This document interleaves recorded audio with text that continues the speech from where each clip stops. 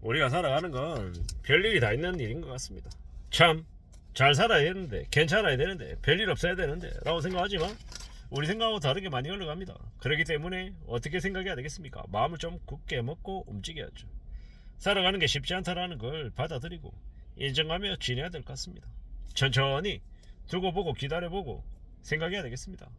세상에 그 어느 것도 금방 이루어지는 건 없는 것 같습니다. 그렇기 때문에 차분하게 조용히 기다리며 사는 게 필요하겠다라는 겁니다.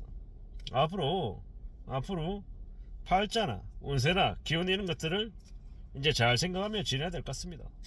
여전히 제가 우유부단하고 겁도 많고 막막한 이런 생각들도 많이 드는데, 그럼에도 불구하고 기다려봐야 되는 거죠.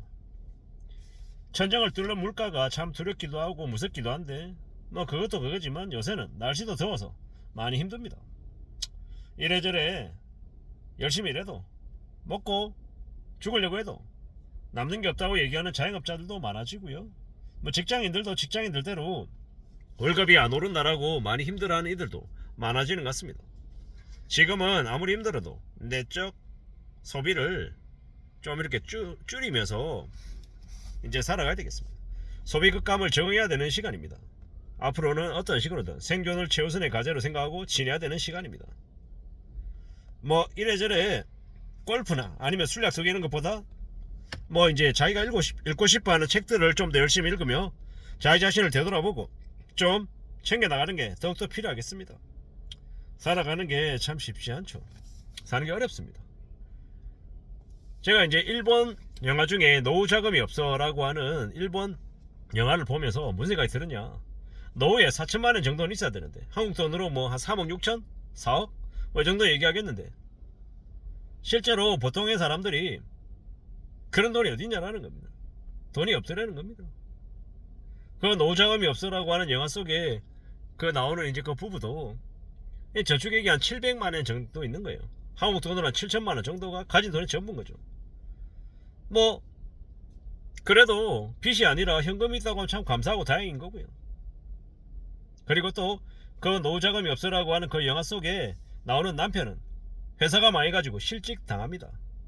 아내도 일하고 있는 곳에서 이제 계약 만료가 돼서 나와야 되는 상황이 되고요. 50대 부부가 동반 실직해서 되게 막막해 하는 거죠. 실직이라고 돈이 안 나가는 것도 아니고 돈 들어가는 곳은 여전히 많은 거죠. 걱정 안 할 수 없는 거죠. 게다가 보이스피싱 당해서 1,000만원도 잃어버리고 참 이제 서글퍼지는 거죠. 노후자금이 없어에 나오는 그 남편은 그동안 몸 쓰면서 일한 게 아니다 보니까 몸을 써서 일하는데 되게 적응도 안 되고 많이 힘들어하죠. 힘들고 어려운 시절을 이제 겪는 거죠. 참 쉽지 않은 겁니다. 견디고 또 버티면 나아지는 때가 오겠다라고 생각하지만 힘들죠. 어렵습니다. 가족이 같이 합심해가지고 힘들고 어려운 시간들을 좀 잘 이겨내야 되는데 참 쉽지 않구나라는 생각이 듭니다. 착실하게 성실하게 잘 살아야 되는데 그게 쉽냐라는 겁니다. 쉽지 않죠. 누구에게나 다 고충이나 어려움도 있고요. 그 힘들고 어려운 시간들을 또 잘 견뎌내야 되고 잘 헤쳐나가야 되는데 쉽지 않은 것 같습니다. 정말로 정신을 차리고 살아가야 되는 거죠. 세상에는 친절한 놈, 피해자 행세하는 놈, 순진한 척하는 놈, 뭐 별의별 놈의 사기꾼들이 많습니다. 불쌍한 척하고 착한 척하고 친한 척하지만 상당수의 놈들이 사기꾼입니다. 그리고 그런 놈들에게 걸려드는 이유가 뭐겠습니까? 한방에 벼락 부자 되겠다, 돈을 좀 쉽게 벌겠다 라고 하는 생각 때문에 그렇게 사기꾼한테 당하는 겁니다. 참 많은 생각들이 들죠. 이래저래 돈 버는 일은 지루하고 힘들고 어려운 일입니다. 투자하겠다고 뛰어드는 2030들이 되게 많은데 그런 이들이 사기꾼들한테 상당수 걸려들죠. 뭐 부동산 투자해서 경매 투자하고 주식을 사서 돈을 많이 벌 거다라고 얘기하는데 서점가에 가보면 그런 책들이 되게 많습니다. 왜 그런 책들이 많겠습니까? 사람들의 탐욕을, 욕심을 조장하기 때문에 그 책들이 잘 팔리는 겁니다. 뭔가 이루려고 하면 시간이 되게 오래 걸린다, 돈 벌려고 그러면 10년 걸린다, 20년 걸린다, 나는 안 삽니다. 그런 얘기하는 책들은 왜? 자극적이지 않기 때문에, 지루하기 때문에, 재미없기 때문에 안 산다라는 거죠. 근데 현실은요, 현실은 그렇게 되게 지루하고 오래 걸리고 힘듭니다. 그런 것을 잘 견디고 버티고 살아가야 된다라고 말씀드리고 싶은 거죠. 우리네 삶이 참 힘들고 어렵고 막막한데 그걸 금방 빨리 순식간에 이룰 수 있다라고 얘기하는 그놈들이 뭐다? 사기꾼들이다. 함부로 믿어서는 안 되겠다라는 말씀을 좀 드리는 거죠. 살아가다 보면 생각지도 못한 일들을 겪게 된다. 나만 그런 것 아니고 누구나 다 그런 일을 겪는다. 그리고 좀 더 심사숙고하고 좀 더 조심하고 좀 더 염려하며 살아가야겠다라는 생각도 듭니다. 깨달아야죠. 바닥에서 잘 지낼 각오를 해야 됩니다. 바닥을 치고 다시 올라갈 생각을 해야죠. 밑바닥부터 다시 시작하겠다는 그런 각오를 가진 사람은 아무리 힘들고 아무리 어려운 처지에 놓여도 그래도 다시 시작할 수 있다는 겁니다. 이런 생각 저런 생각 많은 생각들이 들죠. 산다는 게 참 어렵구나 라는 생각이 듭니다. 막장 인간들도 너무 많고요. 우리가 카라마조프의 형제들 도스토옙스키 아주 유명한 러시아 작가입니다. 그는 4년의 유행 속에 밑바닥 인생들의 추악한 몹쓸을 다 겪었습니다. 막장 인간들을 말입니다. 경멸스러운 인간들의 고뇌를 다 봤다라는 겁니다. 더럽고 치졸하고 양심도 없는 쓰레기 같은 인간들이 너무도 많다라는 걸, 그리고 그 자신도 그 중에 한 명이라는 걸 그는 이제 아는 거죠. 우리가 살아가면서 있잖아요. 막장 인간들을 보면서 현실을 깨우치는 겁니다. 현실에서 갈등이 있으면 별의별 일들이 다 드는 거죠.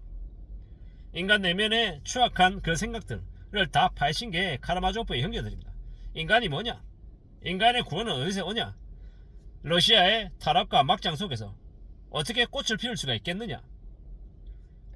도스토옙스키 술과 도박과 여자 전부 다 좋아한 인간 막장이죠. 치졸하고 더럽고 양아치고 뒤통치고 별의별 인간들을 다 겪은 그가 두드려 맞으면서 그 내면한 욕구를 채워갔던 그가 이제 그런 대작을 쓸 수 있었던 겁니다. 이 세상에는 현실에는 배신하는 인간들이 차고 넘치는 게 지금의 현실입니다. 우리는 이런 추악하고 더러운 이 현실 속에서 천국을 얘기합니다. 역겹고 치졸하고 더럽죠. 우리가 어떻게 살아야 될까? 어떻게 어떻게 행복하게 지낼 수 있을까는 어디에서 나온다? 아주 사소한 것, 아주 작은 것에서 나온다라는 겁니다. 처절한 밑바닥의 삶, 이런 걸 우리는 잘 볼 수 있어야 된다라고 도스토옙스키는 얘기하는 거죠. 작은 감사, 작은 행복, 이런 걸 잊지 말라고 얘기합니다. 인간의 더러움, 추악함, 역겨움 속에서 도스토옙스키는 희망을, 행복을 우리에게 알려주려고 하는 것 같습니다. 배신하고 배반하고 이용당하는 사람들이 다 우리입니다.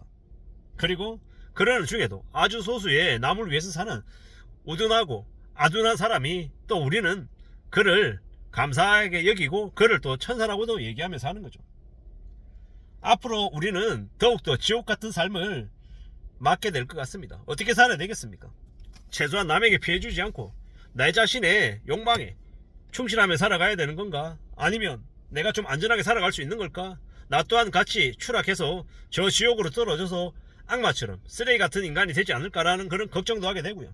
이래저래 배신자가 난무하고 뒤통치고 양아치 같고 더럽고 추악한 이 현실을 어떻게 극복해야 될까라는 생각을 요즘 와서 좀 더 많이 하게 됩니다. 주말이 지나고 평일이 되면 도서관에 좀 가서 책을 좀 더 많이 읽으면서 저의 이 많은 것들을 좀 정리해 볼까 생각하고 있습니다. 요즘의 저의 모습입니다. 이상입니다.